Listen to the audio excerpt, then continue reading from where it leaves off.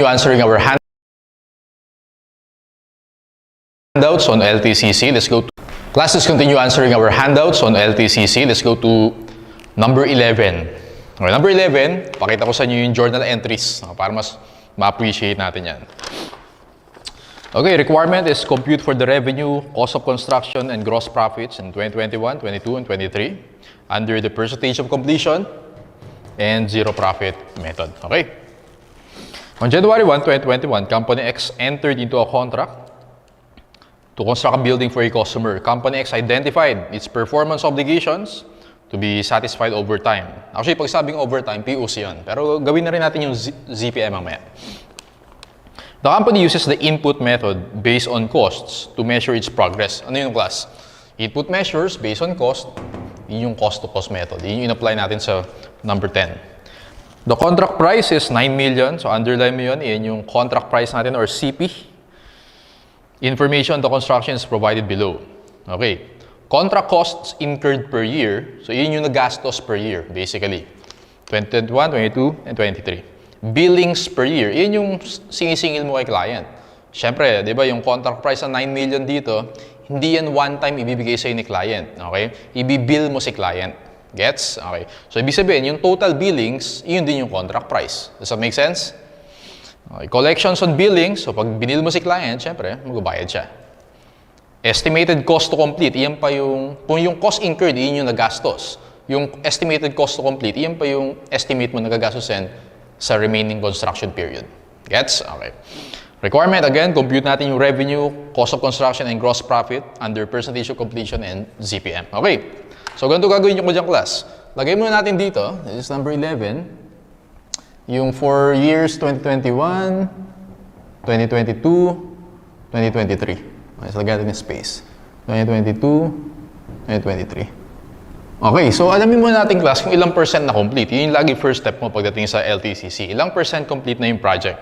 Okay, so, tignan natin. Meron tayong cost incurred dyan, 2,760. Alamin natin, class, yung total cost. Total cost. Kasi yung formula natin ng cost-to-cost method, cost incurred over total cost. So, ibig sabihin, class, sa 2021, tama ba? Gagawin ko dyan, yung cost incurred na 2,760. So, compute with me, 2,760, add ko dyan yung estimated cost to complete. Okay? Kasi yung cost incurred, yung na-incur ko sa current year, yung cost to complete, yung remaining. Okay? So, yung current plus remaining, yung total. 2,760 plus 4,140, 6.9 million. Sulat mo dyan, 6.9 million.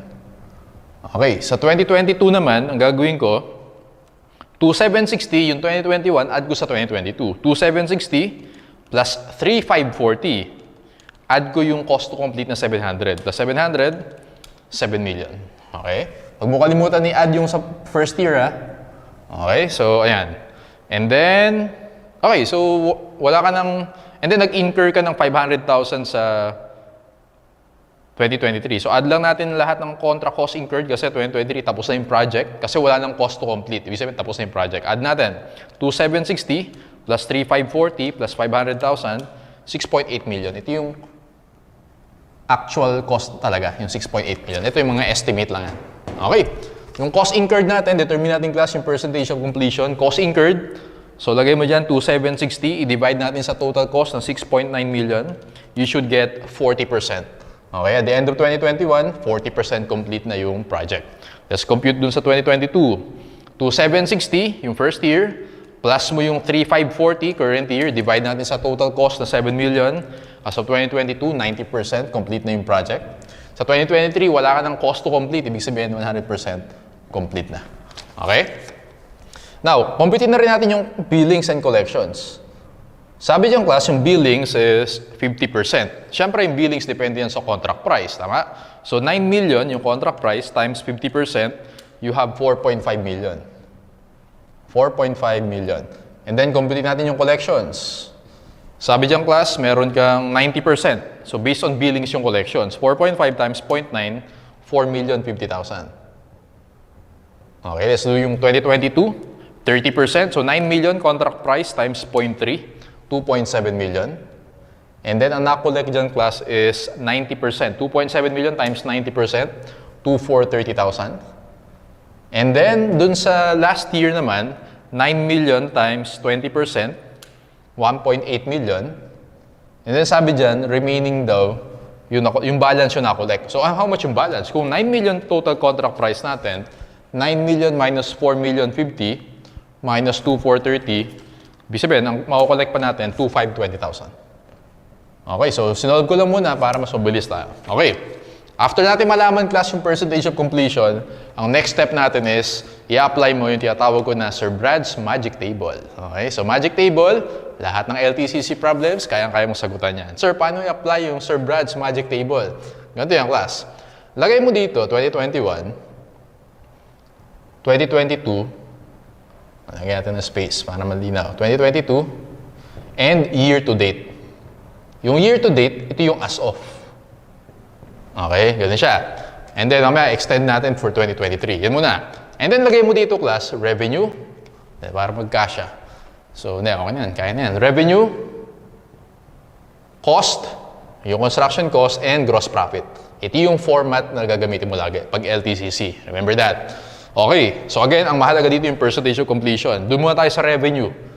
Di ba, mag-recognize ka ng revenue, depende kung ilang percent complete. So ano yung contract price natin? Tama ba class sa problem? 9 million? Tama? 9 million times 40%. You have 3.6 million. Yun yung recognize mo na revenue in 2021. Ano sir yung cost? Ito, ina-incur mo na cost nasa problem, 2,760,000. Nakita mo yan? 2,760. Yung actual cost incurred. 3.6 minus 2,760, yung gross profit mo ng first year, 840,000. Kompletuhin mo natin yung table, then mapakita ko yung journal entries. Ganun gagawin mo pag first year. Pag second year, take note na yung 90%, iyan yung na-complete as of end of second year, end of 2022. Hindi iyan yung natapos nung 2022, iyan yung as of end of 2022. Therefore, class, pag minultiply mo yung contract price natin, 9 million times 90%, that's 8.1 million.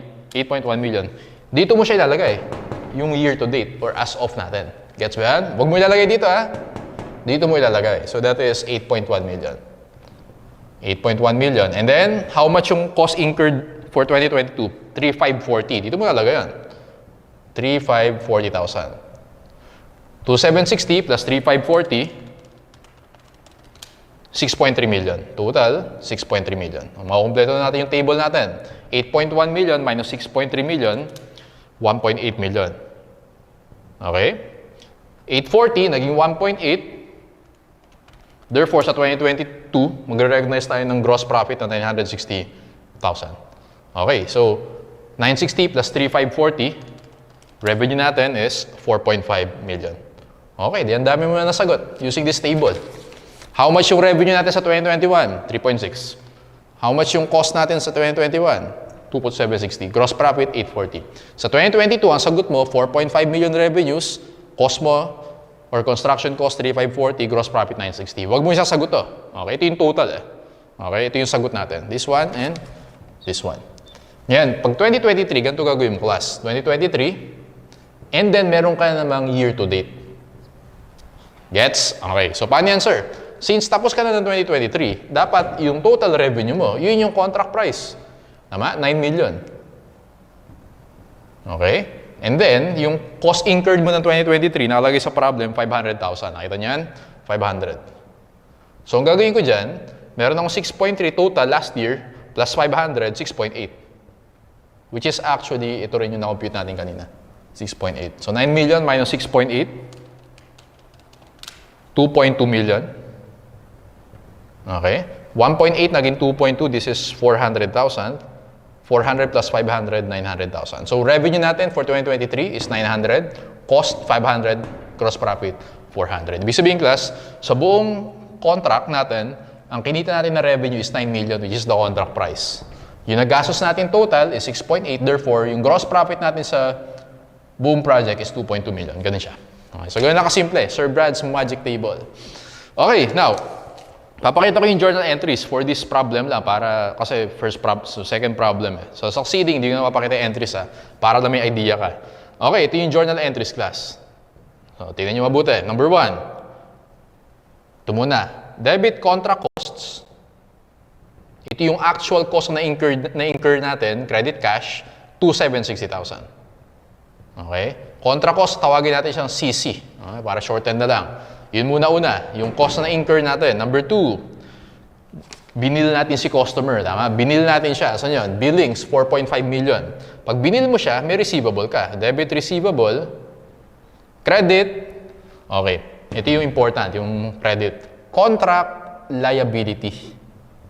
Bagong concept yan sa IFRS 15. Contract liability. Or CL. Tawagin natin siyang CL. How much? 4.5 million. Okay? Number 3. Journal entry number 3, na-collect na natin. 4,050,000 debit cash, credit receivable. Okay, 4,050,000. So, take note kayo sa entries ha, mahalaga yan. Number 4, okay, pag na-recognize na natin yung revenue, how much yung pwede natin i-recognize? 3.6. Paano yung entry natin dyan, sir?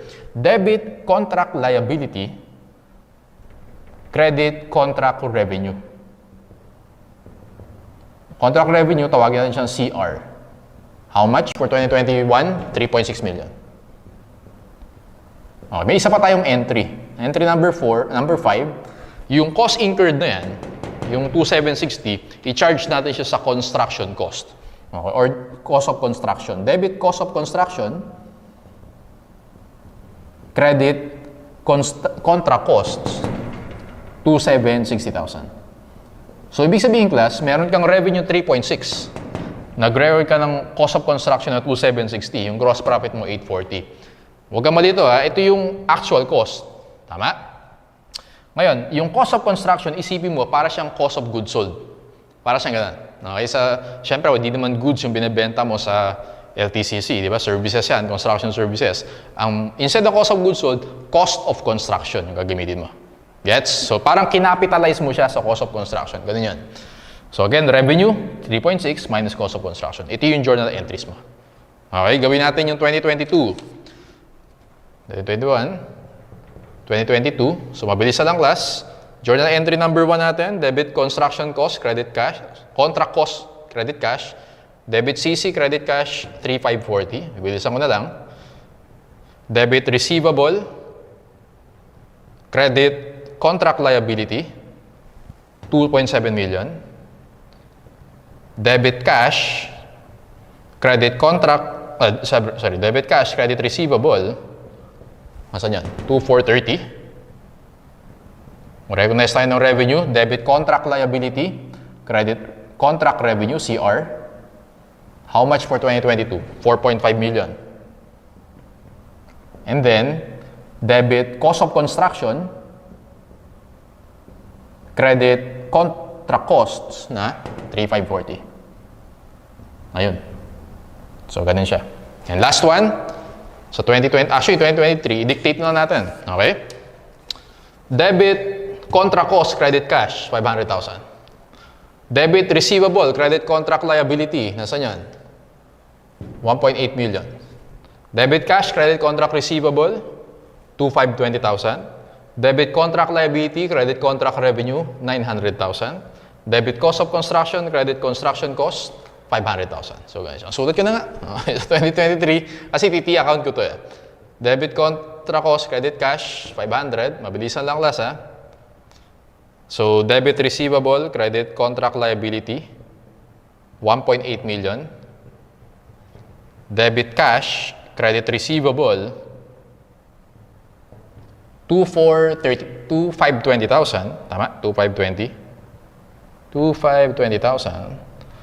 Debit contract liability, credit contract revenue, 900.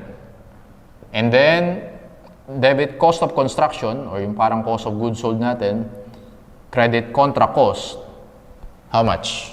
500,000. Plus, wag nyo i-record yung nasa year to date ha. Guide lang natin yan. Wag to. Wag din to. Ang i-record nyo, yung mga nasa year na yan. Sa inyo yung recognize natin for the year. Okay, so ganyan class pag percentage of completion. Now, sinatanong din sa problem, how much yung receivable, sa mga board exam questions, how much daw yung receivable, how much yung contract liability, contract asset or contract liability. Magti-T account ka lang pag ganyan. So, solve natin. Receivable, and tanda mo class, yung contract asset, contract liability, syempre, depende yan. Pwedeng debit or credit yan. Pakita ko sa inyo. Okay, dati ang term na ginagamit nung old standards pa, construction in progress, progress billing, so mga ganun. So, make sure na yung kasagutan nyo na additional exercises on your own, ang ginagamit na ng term contract asset, contract liability. Ibig sabihin, IFRS 15 compliant na yan. Okay? So now, let's say ang tanong sa ating class, how much yung receivable 2021, 22, and 23? So, tingnan mo lang. So, saan yung maka-affect dyan? May 4.5 million ka dito. Okay, nag-collect tayo. 4,050,000. Ibig sabihin, end of first year, 4.5 million minus 4,050,000, 450,000. Ito yung sagot mo pag 2021, 450,000. Sa 2022, nag-bill ulit tayo, 2.7 million. Nag-collect tayo, 2,430. Ibig sabihin, class, 450 plus 2.7 minus 2,430. Yung receivable natin is 720,000. Tama? Sa 2022. Okay? Sa 2023, nag-bill tayo ng 1.8 million. And then, nag-collect tayo ng 2,520,000. So, let's compute. 720 plus 1.8 million minus 2,520, zero na yan. Siyempre, tapos na yung project. Okay? So, yan yung mga sagot natin. Pag 2021 receivable, 450. 2022, 720. 2023, zero. Now, ito yung important.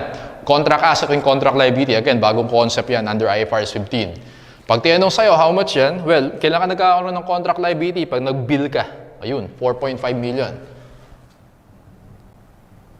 Okay? Kailan mababawasan yan? Pag nag-recognize ka ng revenue, kaya nag-debit ka dito. 3.6 million, debit. Okay? So, 4.5 minus 3.6, that's 900,000. Pag ang tanong sa'yo, 2021 contract liability, ang sagot mo, 900,000. So, 2022, nag-bill ka na naman, 2.7 million. Okay? Nag-recognize ka ng revenue, 4.5 million. Nag-debit ka ng contract liability, tama? 4.5. Take note class, ang mangyayari sa'yo. So, 900,000 plus 2.7 minus 4.5, magiging debit balance yan. Tama lang? Debit balance. So, ang sagot mo dyan, class, contract asset na yan ng 2022. Nakuha mo yun? So, pwedeng contract asset, pwedeng contract liability. Okay? So, ang sagot mo, 900,000 contract asset for 2022. Next natin, 2023, nag-bill tayo, 1.8 million.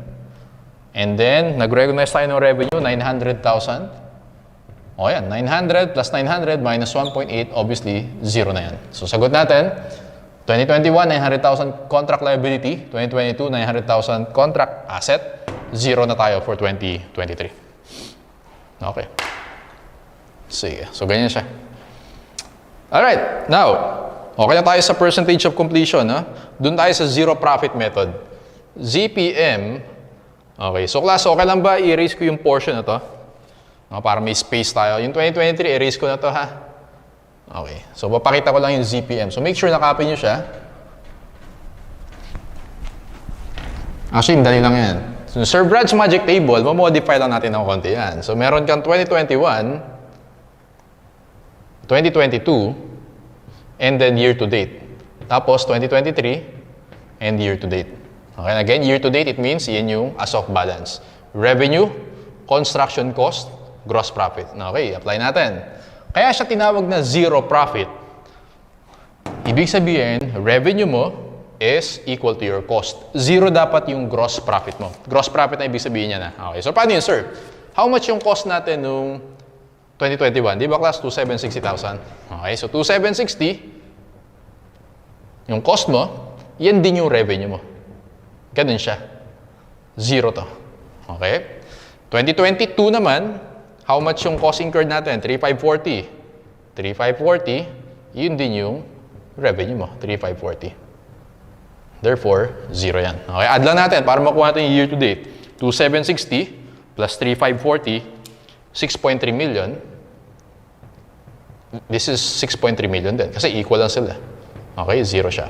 Ngayong class, since wala kang reliable estimates, okay, zero profit method, dun sa last year ng construction, dun ka magre-recognize ng profit. Okay, kaya tinawag natin at a point in time. Okay? So, paano yan, sir? Siyempre, yung revenue mo, contract price. So, 9 million to. 9 million minus 6.3, 2.7 million. Okay? And then, how much yung cost incurred in 2023? Sa problem natin is 500,000. 500,000. So, makukomplete natin yung table. 2.7 minus 500, this is 2.2. Total cost ng project natin, if you remember, 6.8 million. 9 million minus 6.8, you have 2.2 million. Okay, so ayan. So, ganun pa rin yung entries natin class, except that, yung contract, kunyari, 2021, ano yung magiging difference sa entry natin? Well, debit contract liability, credit contract revenue, hindi na 3.6, 2,760 na lang kung ano yung contract cost natin. Okay, sa 2022, debit contract liability, credit contract revenue, 3,540,000. Okay? And then, yung last year dito, and important yung last year, pwede na tayo mag-recognize ng profit. So, debit contract liability, credit contract revenue, which is 2.7 million. Okay, so take note class, yung total na revenue na ma-recognize mo, equal lang dapat yan. Tama? Sa percentage of completion and zero profit, pareho silang 9 million. Dapat equal lang yan. Ayan, so yan yung zero profit method. Okay, so ganyan na siya class. Again, kaya zero profit, zero muna siya during construction. Sa last year, ayun, dun siya magkakaroon ng profit. This is over time, this is at a point in time. Okay, last one. Okay lang class, erase ko to. Para lang sure tayo na naintindihan nyo. Diba sabi ko kanina, pwedeng input measures. So okay na tayo doon, cost to cost method. Paano naman sir pag output measures? Ma-apply ba natin yung Sir Brad's Magic Table? Of course, kahit saan yan pwede. Ganito lang yan. For example, ang estimate ni engineer, ni architect. Okay, 2021, ang percentage of completion is, let's say, 35%. Sa 2022, 80%. Sa 2023, 100%. Okay? So let's say yun yung estimate nila. Based on sa survey, okay, sa experience nila, ganyan yung progress. Paano yan, sir? Paano natin i-applyan? Hindi naman cost-to-cost method. Ganun din yan. So, lagay mo dito, 2021, 2022, year-to-date. 2023, year-to-date. Okay? So, ganito gagawin mo dyan, class. Revenue, cost, and gross profit. Yung revenue mo, syempre, ito yung magiging basis kung ilang percent complete na yan. So, 9 million yung contract price, tama? 9 million times 35%, this is 3,150,000. Ngayon, yung cost na ilalagay mo dyan, yung actual cost, 2,760. Nakuha mo yan? Okay. So, 3,150 minus 2,760. Gross profit natin ng first year, 390,000. Doon tayo sa second year, 80% complete. 9 million times 80%. 7.2 million. Don't forget na dapat sa year-to-date yun, ha? Huwag mo lalagay dito. Baka doon ka magkamali. 7.2 million. Cost incurred natin sa 2022 is 3,540. Okay, 2,760 minus plus 3,540. Ulit, 2,760 plus 3,540. 6.3 million. 7.2 minus 6.3, this is 900. 390 naging 900. 900,000 minus 390, you have 510,000. 510 plus 3,540, you have 4,050,000. Ayun. So, ayan yung revenue and cost na re-recognize natin per year. Doon naman sa last year, obviously yung year-to-date mo is always equal to the contract price. Okay, 7.2 naging 1.9, this is 1.8. Okay, contract cost incurred natin sa last year is 500,000. Okay, and then that's 6.8 million total. 1.8 minus 500, this is 1.3. 9 million minus 6.8, this is 2.2 million. Okay, so ganyan lang class kapag output measures. Sir Brad's Magic Table. Okay, so ayan. Medyo mahaba yung ginawa ko class sa number 11 kasi, well, syempre, yun yung first natin gamitin yung POC and ZPM. Okay, let's go to number 12. Number 12 is also a very important concept. Okay lang class, erase ko na. So make sure na copy nyo, ha? Yung number 12 na yan, kung titignan nyo, parang ang short lang ng problem, no? Konti lang yung given, pero actually, medyo tricky yan. So, papakita ko sa inyo. Erase ko muna, para may space tayo. So again, ang mahalaga dito class, dapat alam nyo din yung journal entries, ha? Para mas ma-gets nyo, mas ma-appreciate nyo. Especially, ang tanong sa'yo, how much yung receivable, how much yung contract asset, contract liability, T account ang gagamitin mo doon. Okay? Pag revenue, cost ang tanong sa'yo, gross profit, yung table natin gagamitin mo. Or pwedeng combination para mas madali. Para mas sure ka. Okay. For number 12, ganun pa rin yung requirements sa atin. Compute for the revenue, cost of construction, and gross profit 2021, 2022, 2023. Under percentage of completion and ZPM. So, same process. DC Builder started work on a 1 million fixed price contract. Yan yung contract price. No? Fixed price na 1 million. Information of the construction is shown below. Cost incurred to date. Ingat ka, nakalagay to date. Kanina, nakalagay cost incurred per year. Ito, cost incurred to date. Ibig sabihin, as of. So, sa mga terms na ingat ka. Estimated cost to complete. Yan, may given din sa atin. First step, again, alamin natin yung ilang percent complete. So, this is number 12. Lagay natin yung mga years. 2021, 22, 23. Okay, so lagay nga natin class yung total cost. Total cost natin is, for 2021, tama ba? 200,000 plus 600 yun. Tama? 800,000. Yun yung estimated total cost natin. 2022, cost incurred to date. Wag mo na i-add yung previous year kasi to date na eh. Yung 825, nandyan na yung 200. Ganun siya. So, 825, add mo yung cost to complete, 275, 1.1 million. Okay? And then, yung last year, 1,020,000. Ayan, yun yung total cost mo kasi to date na yan. Let's compute yung percentage of completion per year. 2021, cost incurred to date, 200,000 divided by 800,000, 25% complete. Okay? 2022, 825,000. Divide ko sa 1.1 million. 75% complete. And then, 2023, last year of construction, 100%. Okay. Sir, parang ang dali naman yan O, tingnan mo, class. So, POC muna tayo.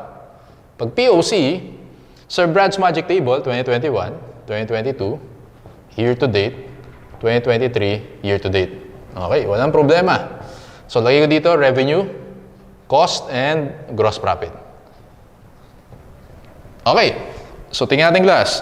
1 million yung contract price natin. Lagay ko na rito para contract price is 1 million. 1 million times 25%, 250,000. And then, yung cost natin na incurred is 200. Tama? So, ibig sabihin, meron tayong 50,000 dito. 2022, 75% complete na. So, 1 million times 75%, 750,000. Cost incurred to date, so ibig sabihin class, yung 825, dito ko lalagay yan. Tama? 825. Now, 250 naging 750, meron kang 500 dito. 200 naging 825, meron kang 625. So sa 2022, actually may loss tayo. 500 minus 625, 125,000. So may loss tayo dyan. 750 minus 125, 70 minus 825, 75,000. Okay, so kompletuhin natin yung table. Year to date natin for 2023, syempre yung contract price natin, this is 1 million. 1 million minus 750, meron kang 250 here.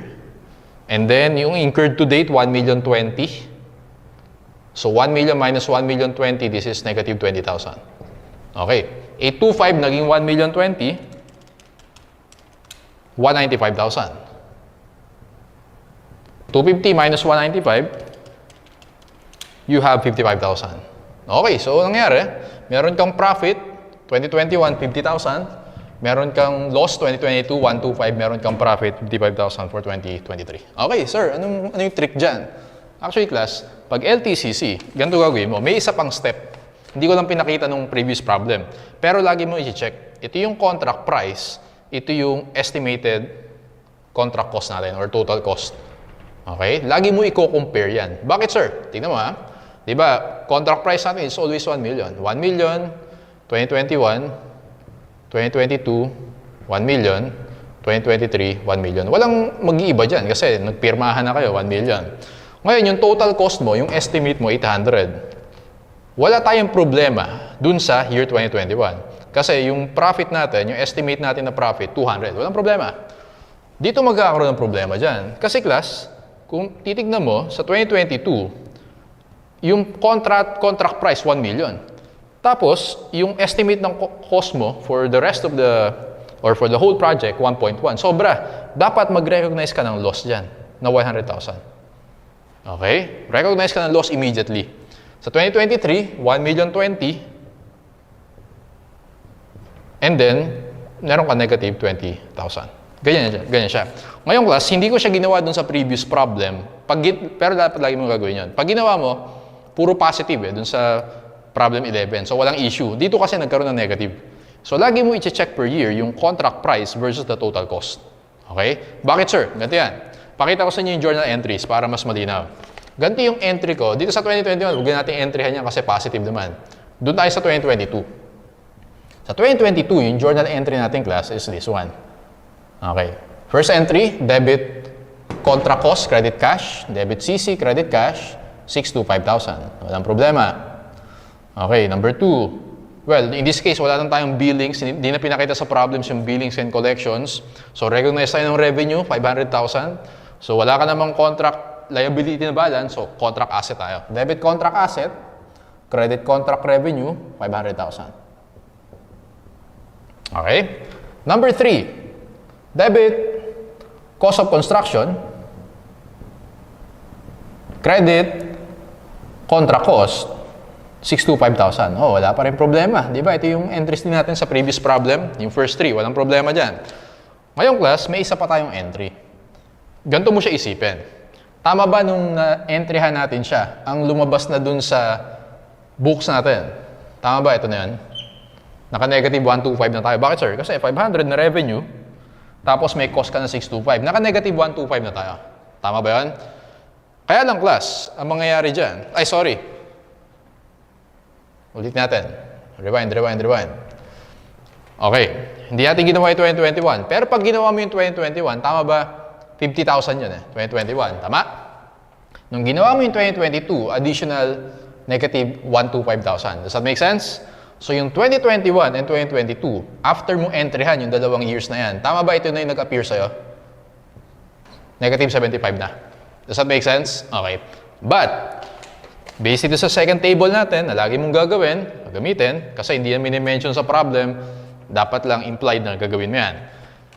Kulang pa yan Kasi, after 2 years natin mag-book, mag-journalize, ito yung nag-reflect sa books natin. Pero dapat, 100,000. Okay? Sabi sa IFRS 15, yung difference yan, dapat magse-set up ka ng provision. Immediately. Okay? So, debit loss on construction contract, lagyan natin, debit loss on construction contract, credit estimated loss on construction contract, yung difference nila. So, naka 75 ka na sa first 2 years, okay, year to date, pero dapat 100, so meron kang 25,000 pa. Mag-recognize tayo ng loss na 25,000. Gets? Okay. Again, sa previous problem, di natin ginawa to kasi puro positive naman doon, walang problema. Alright? Now, sa 2023, ingat ka dito. Sa 2023, ang gagawin natin dyan, class, ganito yung entry natin dyan. Debit, contract cost, credit cash, 195,000. Okay, walang problema. Entry number 2, debit contract asset, credit contract revenue. How much yung recognize natin? 250,000. Okay? Number 3, debit cost of construction, credit contract cost, 195,000. Okay, walang problema yan. Number 4, meron pa tayo isang entry. Tignan mo to, class. Tama ba?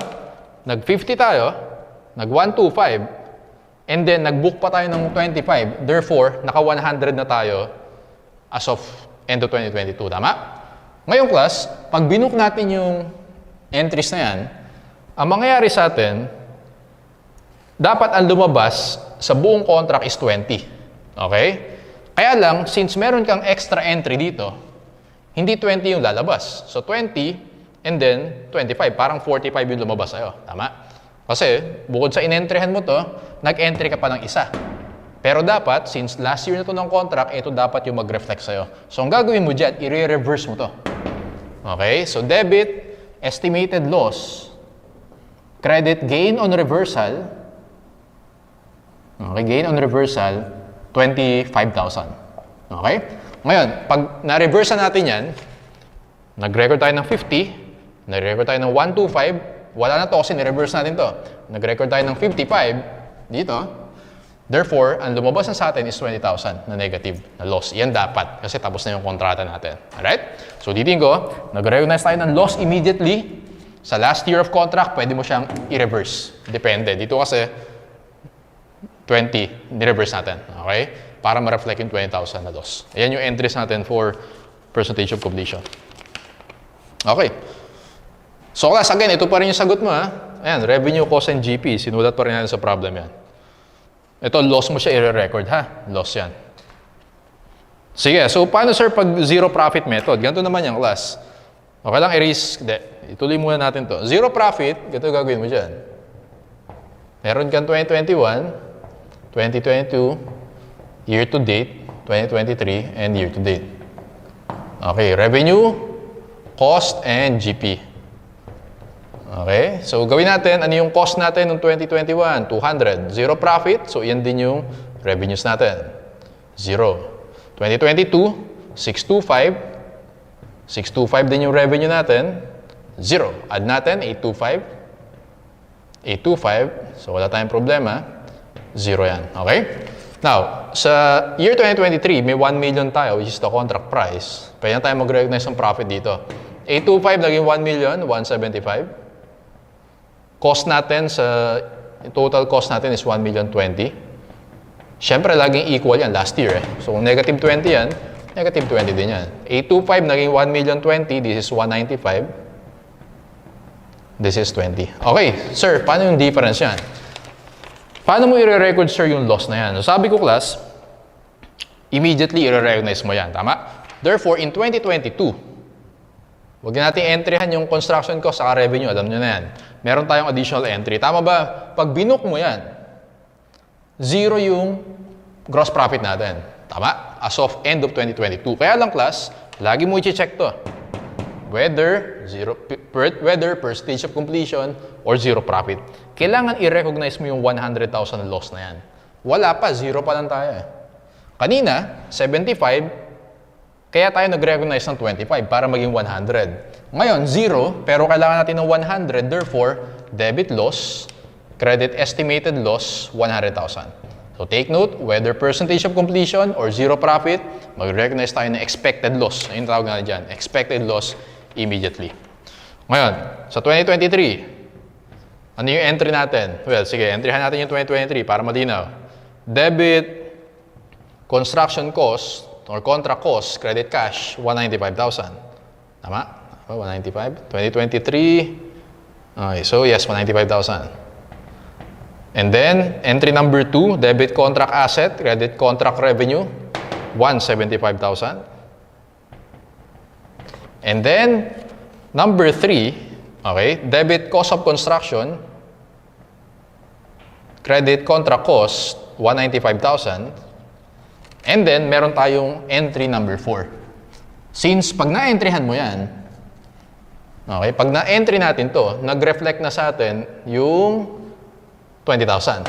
Okay, tama na, 20,000 na yan. Kaya lang, nag-recognize tayo ng 100,000. So, in effect, 20 plus 100, 120,000 yung na-recognize sa atin. Dapat hindi. Dapat 20,000 lang kasi tapos na yung project. Therefore, may entry tayo na reversal. Okay, debit estimated loss, credit gain on reversal, in this case, 100,000. Kanina, sa 25 yung na-reverse mo, ito naman, 100,000. Ayun. So, ganyan yung difference niya. So, again, ang tanong sa atin, revenue, cost of construction, and gross profit, ito pa rin yan. Revenue, construction cost, gross profit. Yan pa rin yung answers natin.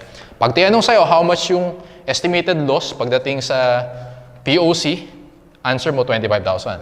Pag ZPM, answer mo is 100,000. Okay. So, kahit anong scenario yan, Sir Brad's Magic Table, kayang-kaya yan. Okay. So, nagsama rin ako ng other 2 more questions pa yata tayo. Pero madali lang yan. Basically, may mga variations lang sa contract price. Okay? So, tingnan natin. As usual, yung table lang din gagamitin natin. Kayang-kaya yan. Alright. Sige. Erase ko muna. May space tayo.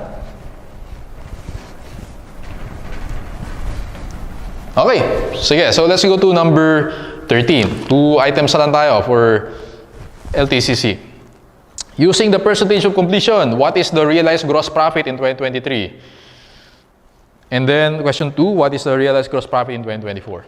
Okay, April 1, 2022, Company X obtained a contract to construct a building. The building was estimated to be built at a total cost of 17.5 million.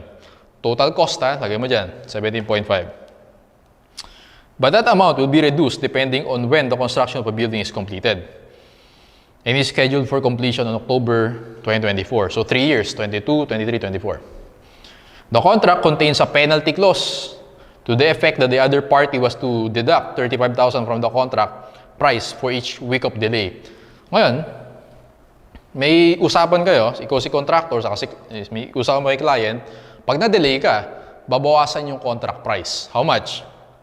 35,000 per week.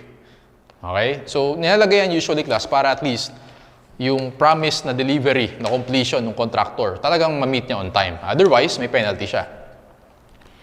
On December 31, 2022, 2023, Company X cannot predict the variable consideration regarding the completion of the project because of different outcomes possible based on the company's construction schedule. On year 2024, due to bad weather conditions, the company does not expect that it can finish the building on time. The completion of the project was delayed for 5 weeks. So, na-delay ng 5 weeks. So, how much yun?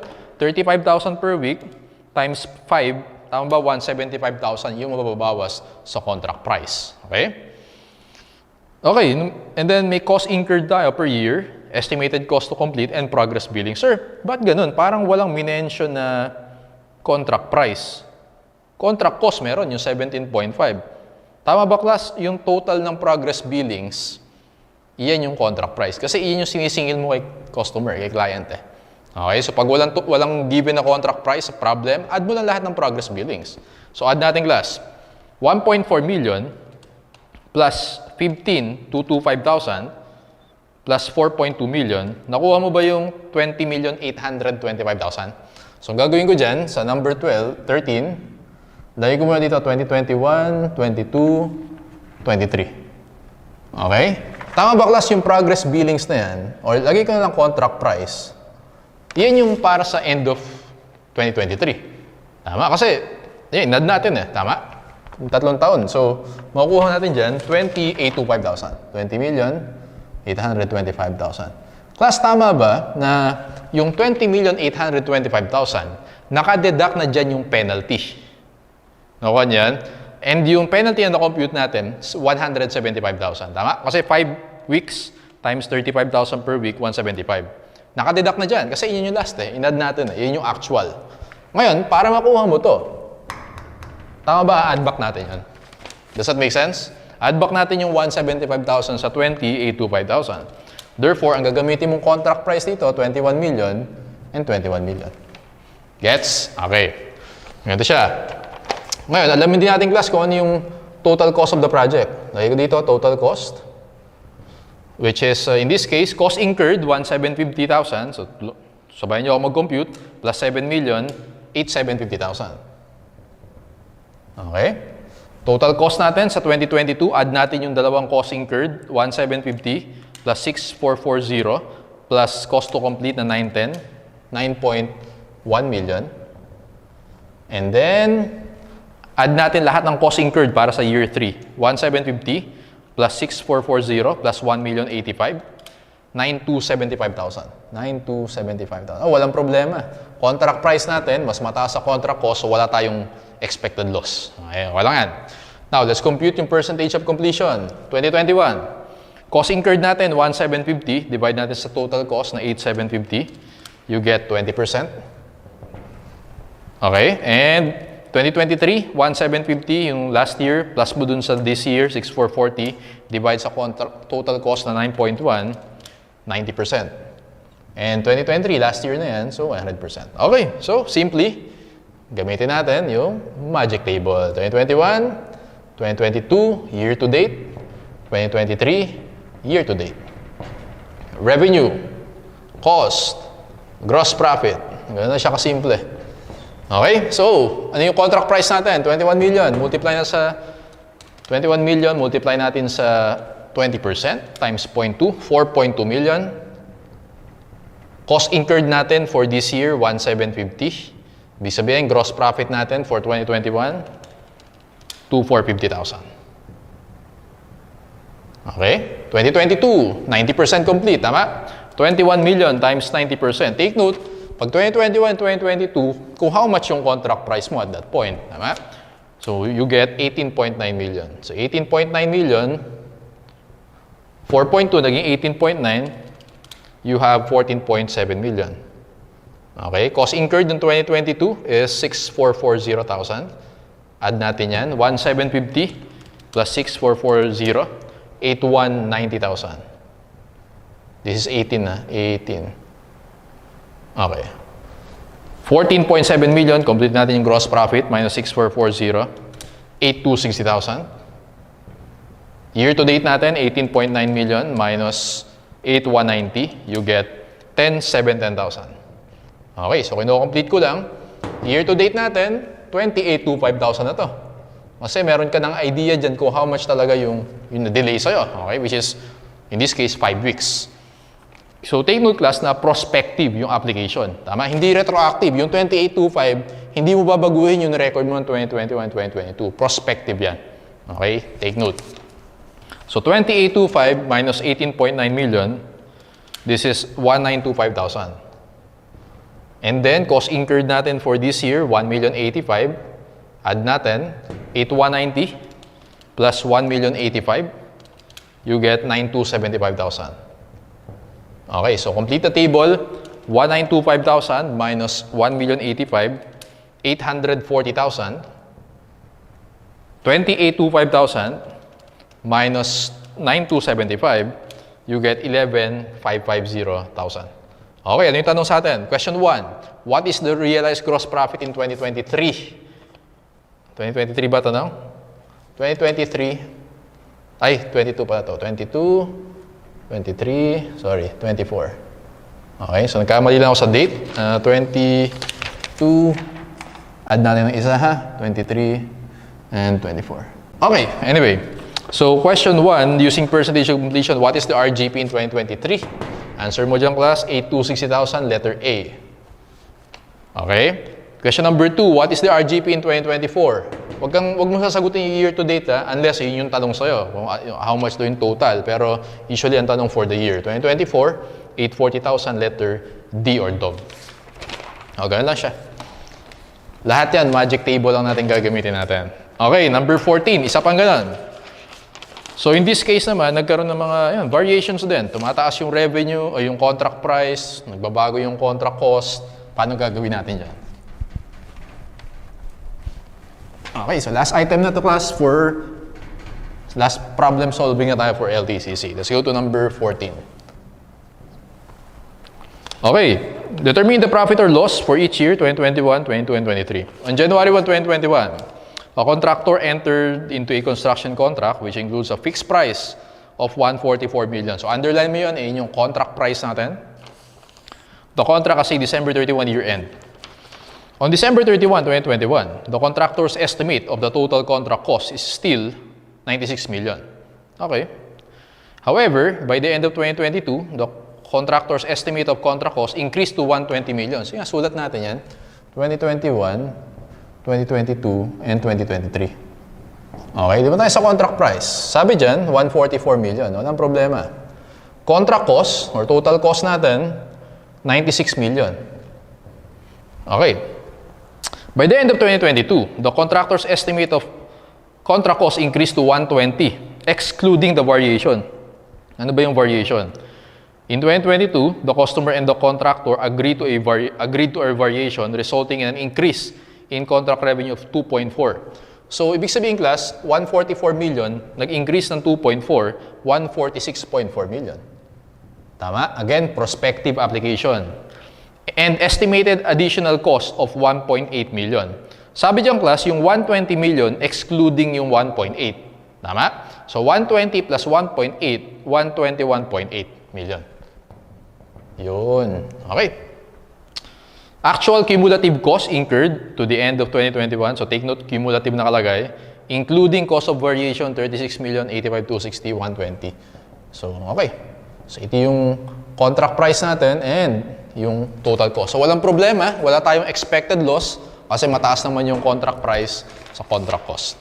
Total cost. Okay. So, compute natin yung percentage of completion per year.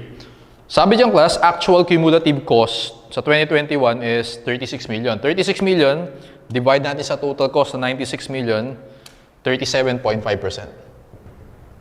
2022, since cumulative siya, 85,260, divide lang natin yan sa 121.8 million, 70%. And last year natin is 100%. Okay. So, Sir Brad's Magic Table, 2021, 22, year to date, 2023, year to date. Okay, revenue, cost, gross profit. Let's compute.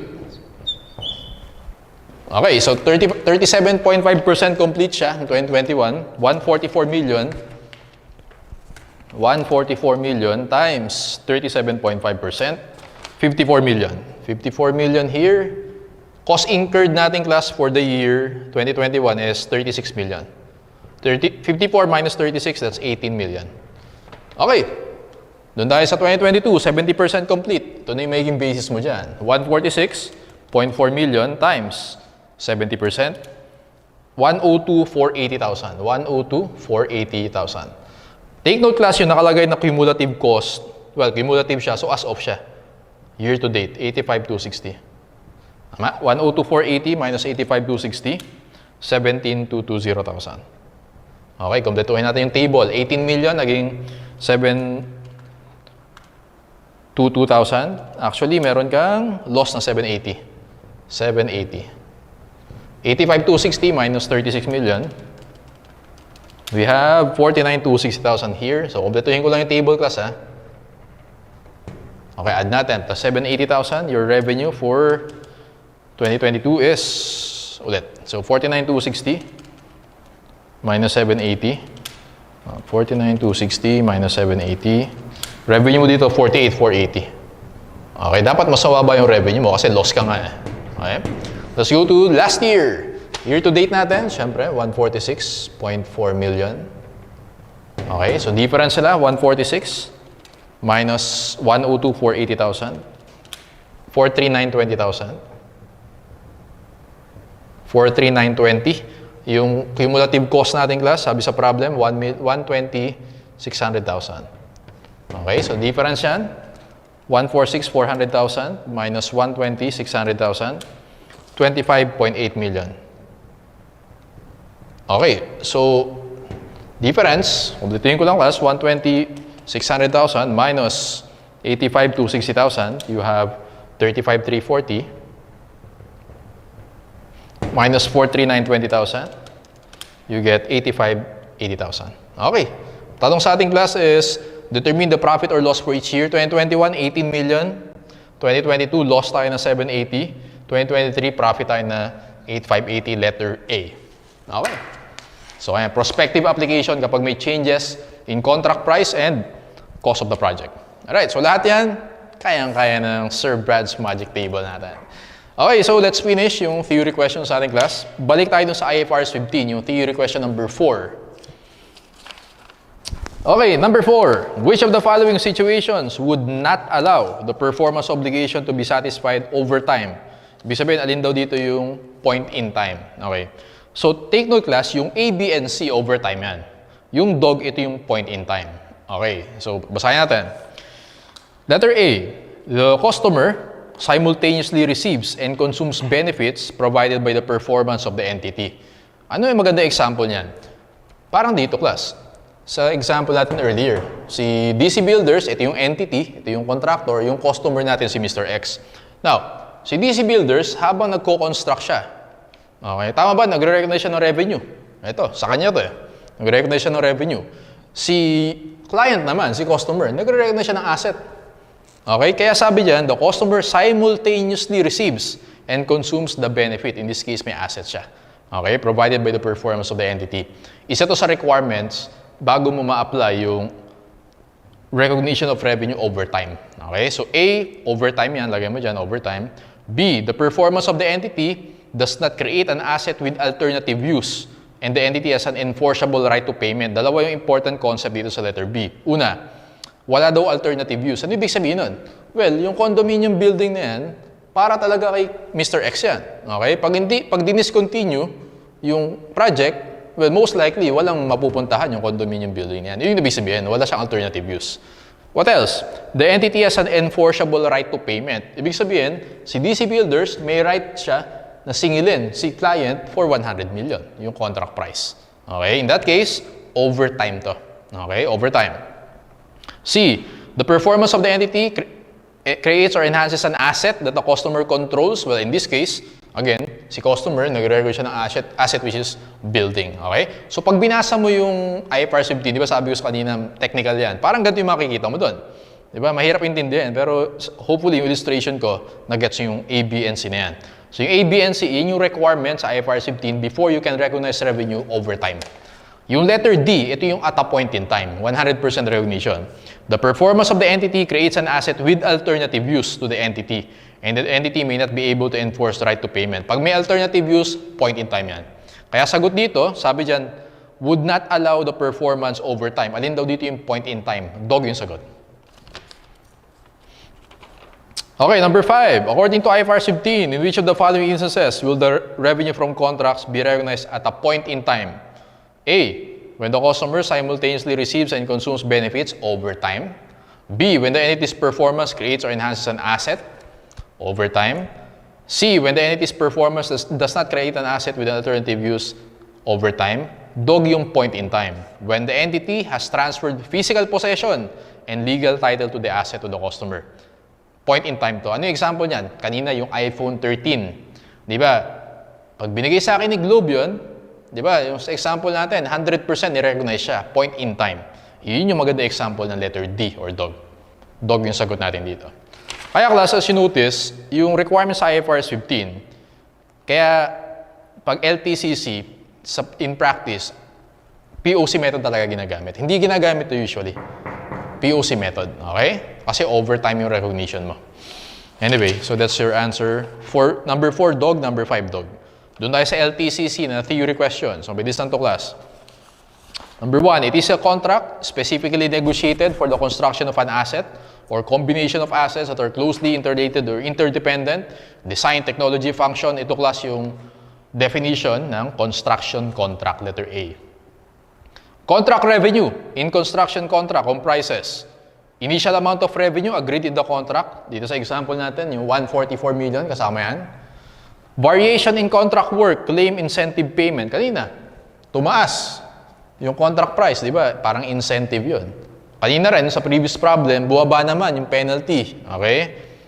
Ayun, kasama yun ang tawag natin yung variations. Kasama yun sa contract price or sa contract revenue natin. Di ba? Nire-recognize natin sa revenue yan. Kaya answer dyan class is C, both A and B.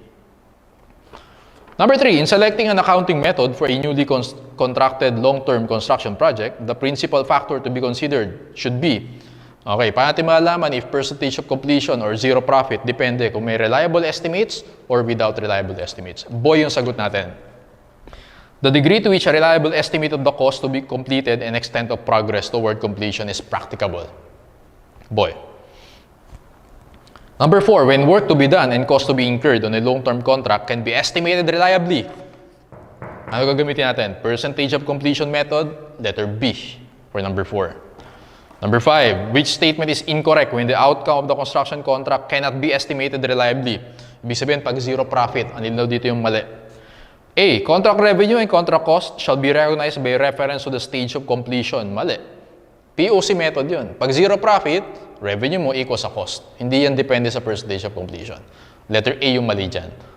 B, C, and D, ayan. Yan yung about zero profit method. Okay? Number 6, contract cost of a construction contract comprise all of the following except. So ito yung mga kasama dyan. Tama? Lahat ng directly attributable sa project. A, costs that can directly relate to project to the specific contract, yes. Costs that are attributable to contract, yes. General administrative costs for which reimbursement is not specified. Dapat naka-specify na reimbursable from the customer. Pag hindi, expense yan. Letter C, yun yung sagot, except C. Dog, such other costs that are specifically chargeable to the customer. Yun, kasama yan. Number 7, it is an entity's right to consideration in exchange for goods and services that the entity has transferred to a customer when that right is conditioned on something other than passage of time. So kanina, di ba, pinakita ko, sabi ko kanina, yung bagong concept sa IFRS 15, yung contract asset and contract liability. Dito, right to consideration. Kung may right ka, contract asset yan. Tama? C for number 7. On the other hand, sa number 8 naman, it is an entity's obligation. So ano yung example natin kanina? Pag nag-bill ka kay customer, debit, receivable, credit, contract, liability. Meron tayong obligation na i-perform yung construction kasi naka-receive tayo ng cash kay customer. Or at least may receivable tayo kay customer. Gets? So entity's obligation, contract liability, and letter C. Number 9, last item for LTCC. Company X faced with an impending loss on a long-term construction project and has asked for advice on how to book the impending loss. Assuming the company employs the percentage of completion, when should the loss be taken up in the company's books? Ito yung kanina, yung meron tayong estimated loss. Okay, nag-accrue tayo, tama? Debit loss, credit estimated loss on contract. Answer dito is immediately. Okay, immediately yan. Take note, whether POC or zero profit method. Okay? Pareho doon, compare mo yung contract price and total cost. Pag mas mataas yung total cost, immediately mag-recognize ka ng loss, ng provision. Okay? Letter A for number 9. Okay, so that's the end of our discussion for LTCC. Let's have a short break before we continue our discussion on other topics.